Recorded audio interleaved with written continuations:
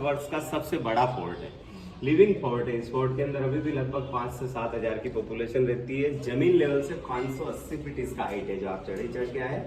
सी level से 1850, 13 kilometre इसका defence wall बना हुआ है, 2.5 किलोमीटर इसका विड्थ है। टोटल 700 एकड़ में फैला हुआ 580 फीट के ऊपर एक फ्लैट पठार है, जो पूरे फोर्ट के रूप में जाना जाता है।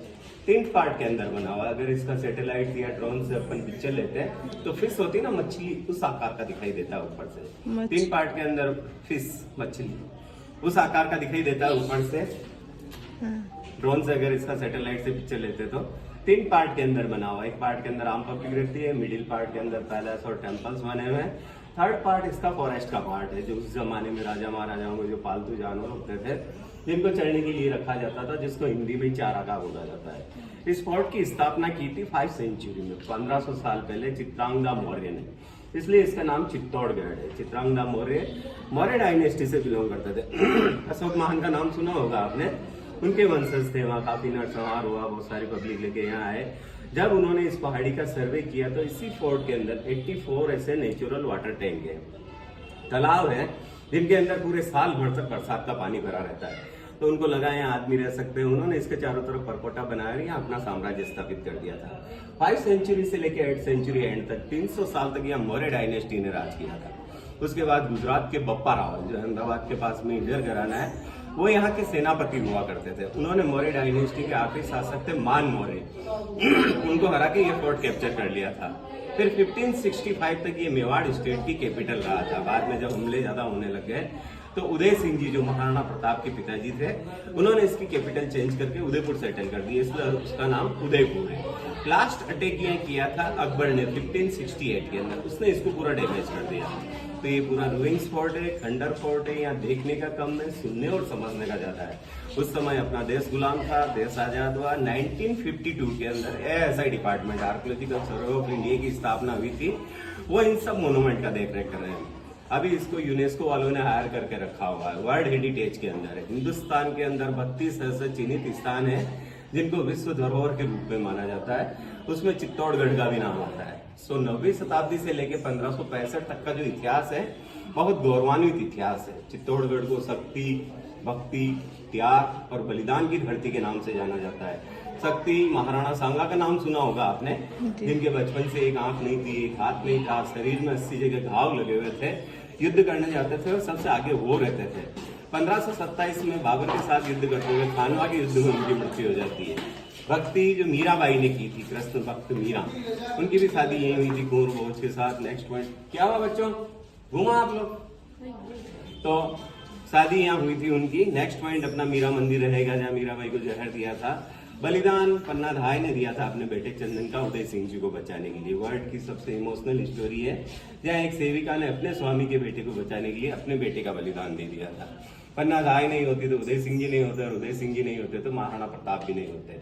इसी फोर्ट के अंदर 3 बड़े बड़े जौहर हुए थे। जौहर में आप लोग समझते होंगे, हजारों की संख्या में औरतें अपनी स्मिता, इज्जत और अपने स्वाभिमान की रक्षा करने के लिए खुद अपने मन से आग में कूद के प्राण त्यागती है, उसको जौहर कहा जाता है। पहला जौहर यहाँ किया था रानी पद्मिनी ने। वर्ल्ड का सबसे बड़ा जौहर था, जहाँ 16,000 स्त्रियों ने एक साथ आग में कूद के अपने प्राणों की आहुति दी थी। उसके ऊपर एक फिल्म बनी थी पद्मावत। उसके अंदर बहुत सारी कंट्रोवर्सी थी। क्या कंट्रोवर्सी थी, क्या रियल स्टोरी थी, वो अपन जौहर स्थल पे क्लियर करेंगे। दूसरा जौहर यहाँ किया था 1535 के अंदर कर्णावती ने, महाराणा प्रताप की ग्रैंड मदर थी।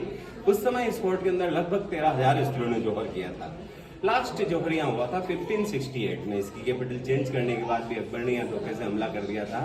उस समय इस फोर्ट के अंदर लगभग 7,000 स्त्रियों ने जौहर किया था। उस समय एक कुप्रथा चलती थी, सती प्रथा। सती प्रथा में क्या होता था, हस्बैंड की किसी भी रीजन से डेथ हो जाती थी, औरत को उसके साथ जिंदा जला दिया जाता था। इस कुप्रथा को बंद कराया था समाज सुधारक राजा राम मोहन राय ने। उस समय इस मेवाड़ स्टेट का जो क्षेत्रफल होता था, इधर दिल्ली के पास में खानवा, बयाना, मध्य प्रदेश के अंदर मांडू फोर्ट, गुजरात और पूरा ये रावलपिंडी तक एक मेवाड़ स्टेट होता था। इसका उपनाम था राजपूताना। इसी को लेकर राजस्थान का निर्माण हुआ था। पहले हिंदुस्तान छोटी छोटी विरासतों में बटा हुआ था, उसमें मेवाड़ स्टेट भी अपना एक स्वतंत्र विरासत होता था। यहाँ के राजा कानून नियम होते थे। इन सब छोटी छोटी विरासतों का विलयीकरण करके अखंड भारत की स्थापना की थी लौह पुरुष सरदार वल्लभ भाई पटेल ने। तो सबसे पहले फेज में जिन राजाओं ने सहमति दी थी इसमें मेवाड़ स्टेट के राजाओं का भी नाम आता है और सबसे लास्ट में माने थे हैदराबाद के निजाम। ये इस फोर्ट का बैकग्राउंड है, जहाँ विजिट करना है, ये आपका फर्स्ट पॉइंट है। इसको कुंभा पैलेस बोलते हैं। वैसे इस फोर्ट के ऊपर 52 राजाओं ने राज किया, बहुत लंबा लिस्ट है, पर सबसे लंबा कार्यकाल था महाराणा कुंभा का 1433 से 1468 तक। उनको मॉडर्न राजाओं के नाम से जाना जाता है। उनको शिल्प, शस्त्र और शास्त्र 3 चीज का बहुत अच्छा ज्ञान था। मेवाड़ स्टेट के अंदर टोटल 84 फोर्ट है, उसमें 32 फोर्ट महाराणा कुंभा ने अकेले ने बनाए थे। एक कुंभलगढ़ का नाम सुना होगा आपने। हाँ। चाइना के पास सेकंड लार्जेस्ट दीवार उसकी 36 किलोमीटर की, उसको अजय फोर्ट के नाम से भी जाना जाता है। वो भी महाराणा कुंभा द्वारा ही निर्मित किया हुआ है। ये पैलेस वैसे 8 सेंचुरी का बना हुआ है, 1200 साल पुराना है, पर इसके अंदर सबसे ज्यादा जो रिनोवेशन का काम किया था, इसको मॉडिफाइड किया था, वो महाराणा कुंभा ने किया था। उस समय जो रॉयल फैमिली होती थी, राजवंश, राजा अपनी फैमिली मेंबर, मेड सर्वेंट, रानियों, महारानियों और दासियों के साथ इस पैलेस के अंदर रहते थे।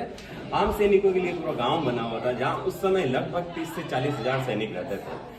सो पहले के जो राजा होते थे सब सूर्यवंशी होते थे, सन डायनेस्टी से बिलोंग करते थे। अपने बेडरूम से उठ के आते थे। अब आपको इधर आना पड़ेगा। ये जो सामने नया कंस्ट्रक्शन है ना, इसको सूरज गोखड़ा बोला जाता है, सन बालकनी। उगते हुए सूरज की पूजा करते थे। इन केस जिस दिन सूरज नहीं निकला है, बदल हो रहे हैं, बरसात हो रही है, ऐसी स्थिति में एक 60 kg गोल्ड का आर्टिफिशियल सूरज होता था। सिटी पैलेस देखा आपने उदयपुर, उसके अंदर लगा के रखा हुआ है, उसकी पूजा कर लेते थे। उसके बाद सूरज के रथ में जो 7 हॉर्स होते हैं व्हाइट कलर के, वो सामने बांधे जाते थे, अश्वदल बोला जाता है उसको, उसकी पूजा होती थी। उसके बाद जो प्रेजेंट राजा होते थे, करंट राजा, वो वहाँ बैठते थे। 2 घंटे के लिए डेली ओपन कोर्ट चलता था। ये फरियादी होते थे, अपनी कंप्लेंट डालते थे। इसको नौपत खाना बोला जाता है। इंस्ट्रूमेंटल म्यूजिक लगे रहते थे, ऊपर 1 घंटा का नीचे नंगारे बजते थे। और इधर डस्टबिन है, यहाँ नीचे बड़ी खाना बना हुआ, वेटिंग हॉल। जो कंप्लेन करता था, कंप्लेन करके नीचे बैठ जाता था। सवेरे सवेरे 2 घंटे के लिए ओपन कोर्ट चलती थी, राजा वहाँ बैठते थे, पूरा कैबिनेट पीछे बैठता था, फरियादी यहाँ खड़ा रहता था। उस जमाने में जो फैसले होते थे वो on the spot, same day same time होते थे। अभी कोर्टों में लॉन्ग टाइम के लिए केस चलता है ना, वैसे नहीं होते थे। अपन जिस रास्ते से आए, हॉर्स आने का रास्ता है, वहीं से आते थे, वहीं से एग्जिट हो जाते थे। इस पैलेस का मेन एंट्रेंस इधर है, इधर आएंगे आप लोग।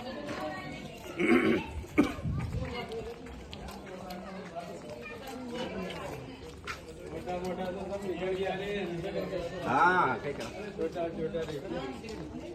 हाँ यार,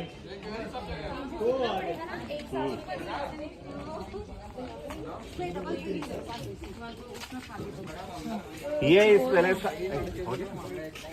इस पैलेस का मेन एंट्रेंस है। सामने देखेंगे जो देख रहे हैं ना, उस समय प्रेजेंट राजा जो होते हैं, जो उनका हॉर्स होता था, इस डोम के अंदर बांध के रखते थे। सामने जो डोम देख रहे हैं ना, और कभी राजा को कोई उद्बोधन, भाषण, कोई ब्रॉडकास्टिंग, अनाउंसमेंट करना रहेगा पब्लिक को, तो ये जो नया झरोखा देख रहे हैं ना, यहाँ खड़े होते थे और पब्लिक सारी सामने खड़ी हो जाती थी। यहाँ से वो अपना अनाउंसमेंट, ब्रॉडकास्टिंग करते थे उस समय।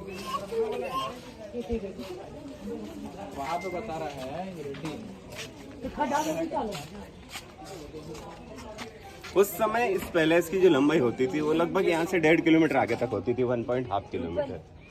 ये जो छोटी दीवार देख रहे हैं छोटी सी, इसके अंदर जो जंगल देख रहे हैं, ये उस जमाने का परेड ग्राउंड होता था। जो सैनिक होते थे उनकी परेड होती थी, अटेंडेंस काउंटिंग होती थी। ये जितने खंडर देखेंगे आप लोग, ये राजा के मंत्रिमंडल में जो बैचलर लोग होते थे, अनमेरिड लोग, प्रिंस वगैरह उस साइड में रहते थे। इस दीवार से इधर राजा अपनी फैमिली मेंबर के साथ रहते थे। इसको जनाना पार्ट बोलते हैं, उसको मर्दाना पार्ट बोलते हैं। ये जो सामने एक छोटा सा स्टेडियम देखेंगे, ये लाइट एंड साउंड का स्टेडियम है। सनसेट के 1 घंटे बाद डेली यहाँ लाइट एंड साउंड का प्रोग्राम चलता है, उसका अलग से टिकट है। ये लाइट और ये साउंड सिस्टम जो देख रहे हैं ना, उसी के लिए लगे हैं। जहाँ आप लोगों को अच्छा लगे वैसे वीडियो बना रहे हो और फोटोग्राफी भी कर सकते हैं, क्योंकि जिस पॉइंट से एक बार चलेंगे वापस इधर नहीं आएंगे। नेक्स्ट पॉइंट अपना मीरा मंदिर रहेगा, उसके बाद नीचे जौहर स्थल है, विजय स्तंभ है। वो जो सामने व्हाइट बिल्डिंग देख रहे हैं ना, उसके पीछे रानी पद्मिनी का समर पैलेस है। फिर एक 4 किलोमीटर का फॉरेस्ट का रन करके इस फोर्ट के मेन गेट की तरफ आएंगे, सूरजपोल गेट, बैटलफील्ड देखेंगे और वहीं से चले जाएंगे। तो ऐसा अपना गाड़ी हर जगह जाएगा, रुकेगा, जाएंगे हर जगह जाएंगे अपन और वापस गाड़ी में बैठेंगे, नेक्स्ट पॉइंट चलेंगे। तो ऐसा अपना 11 किलोमीटर करीब गाड़ी चलेगा।